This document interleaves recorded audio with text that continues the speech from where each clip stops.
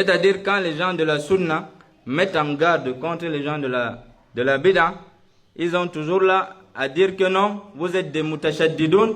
Dès que quelqu'un fait une petite erreur, malgré tous les biens qu'il a, vous ne parlez, vous ne voyez que le mal. Vous ne voyez que le mal sur eux. Jusqu'à, n'est-ce pas, d'autres nous accusent d'être des mouches, parce que le mouche, ça ne tombe que sur, n'est-ce pas, les mauvaises choses. Donc, les gens de la sunna ne voient que le mal, ne voient que les mauvaises choses. Et non, si c'est que tu fais des bonnes choses, mais si tu veux apporter une mauvaise chose, des virus pour introduire dans l'islam, là on va te dire non, là. Mais si tu fais le bien, est-ce que tu fais ça pour qu'on t'apprécie? Si tu pries, tu t'attends à ce qu'on vient te dire Masha'Allah, Jazakallahu khairan, tu as vraiment bien prié, félicitations. Là, mais si tu pries mal, on va te dire, on va te faire comme le prophète a fait à ses compagnons. Irji fasalli, fa innaka lam tusalli. Tu as prié, tu finis de prier, mais le prophète l'a dit. Rentre, tu pries, tu n'as pas de prière. Et malgré tout le bien qu'ils peuvent avoir dans ce bas monde, tant qu'ils vont faire apporter une innovation, des virus pour introduire dans la religion, on va les dire là. On va les dire, akhtat. Si tu as fait, n'est-ce pas, des erreurs. Ou bien tu t'es égaré, si tu es tombé dans un égarement. Également, il faut comprendre qu'il n'y a pas de riba quand il s'agit de parler des innovateurs. Parce qu'ils vont toujours venir vous dire, luhumul ulama masmouma. C'est-à-dire la chair des ulama, c'est une chair qui est empoisonnée.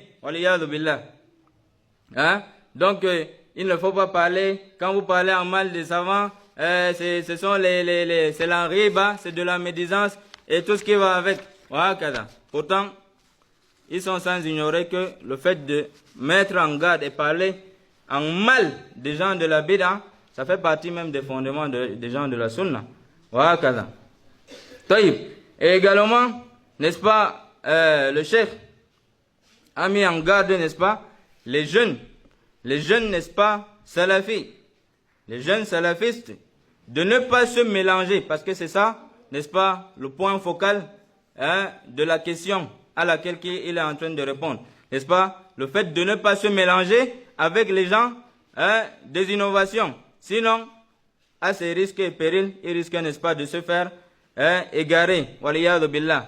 Et le prophète, dans ses doigts, il rappelait toujours que wala takilni ila nafsi tarfat ayn. Tu ne peux pas dire que non, moi j'ai confiance en moi, j'ai compris la manhaj des salaf. Même si je peux apprendre chez l'innovateur là, je vais juste choisir ce qui est bien.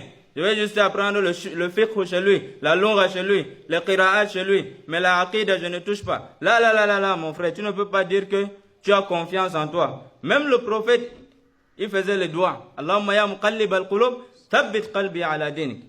Et on se doit, n'est-ce pas, de répéter cette doigt nuit et jour. Parce qu'on ne sait pas comment est-ce qu'on va finir.